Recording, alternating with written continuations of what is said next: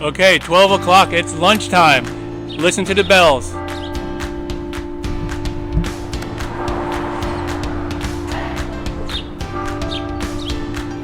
That's right here. We're live in Beechwood, New Jersey at our JCM Home Services studio office. And I'm excited to sit down with you guys today and have lunch, and I'm going to talk about smart home services.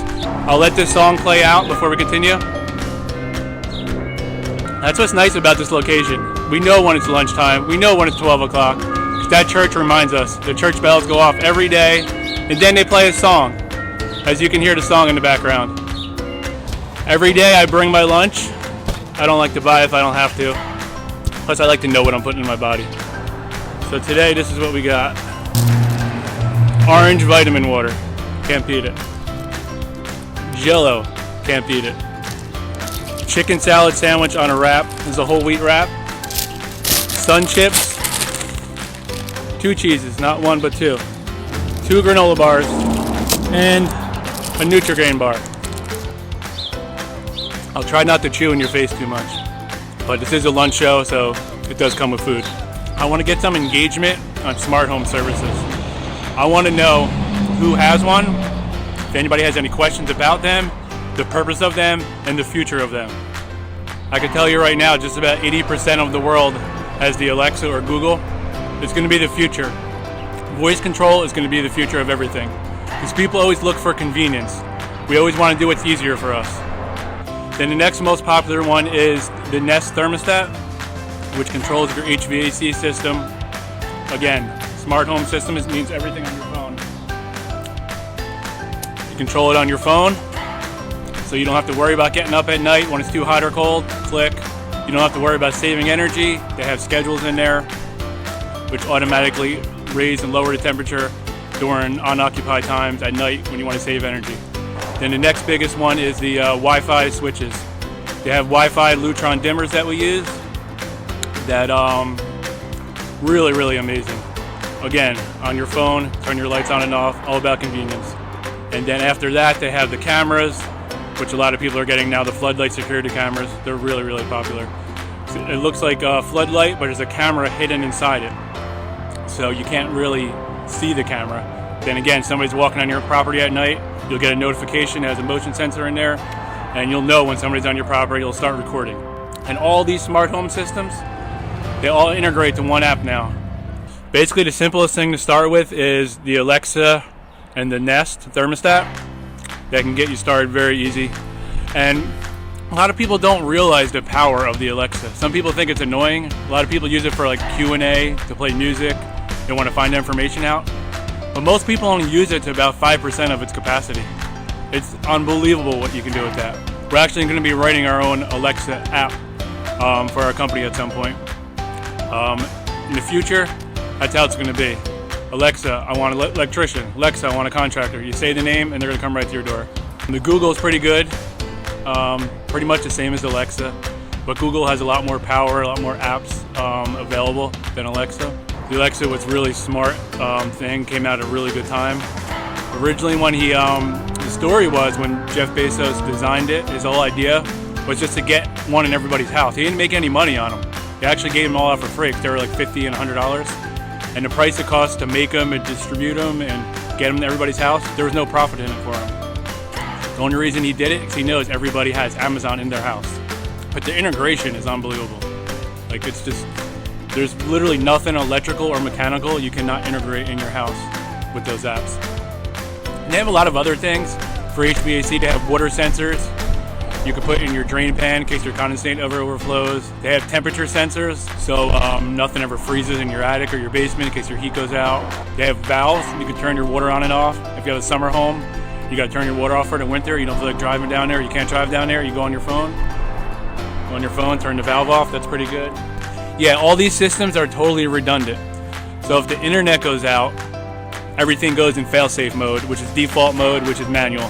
If you turn your thermostat on 77, the Wi-Fi goes out, the thermostat's still going to default at 77. So it's still going to run at the default temperature.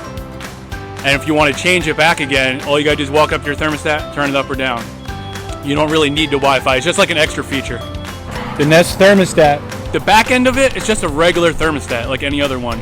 All they're doing is taking a thermostat and they put a Wi-Fi chip on there. So you're taking your whole thermostat interface and you're just putting it on your phone. All you're really doing through Wi-Fi technology, you're putting it on your phone. So instead of walking to it, you can go on your phone up and down. So yeah, it's very simple.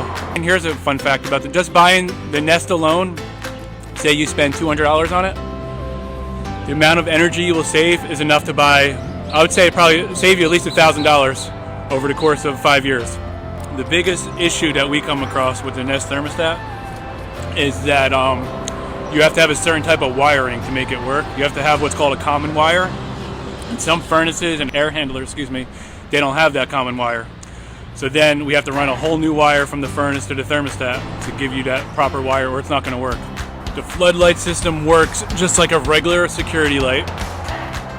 You mount it on the side of your house, by the driveway or by your walkway or in your backyard, wherever you feel like somebody can come at night, and it has a motion sensor in there. As soon as somebody walks by, it triggers it. The lights come on, the camera starts recording right away, and it sends you a notification to your phone. So no matter where you are, you'll know if somebody's on your property. Then you can start recording it. You can set it to record everything in a database. So if you're on vacation or something, you can come back and watch everything. The Ring doorbell camera. That one, yes, that's a doorbell with a camera in it. Very simple. So they're really good for like UPS and Amazon boxes. So when somebody comes in your house, drop a box off, you'll know right away. If somebody steals it, a lot of people use it for that. Here's an interesting thing.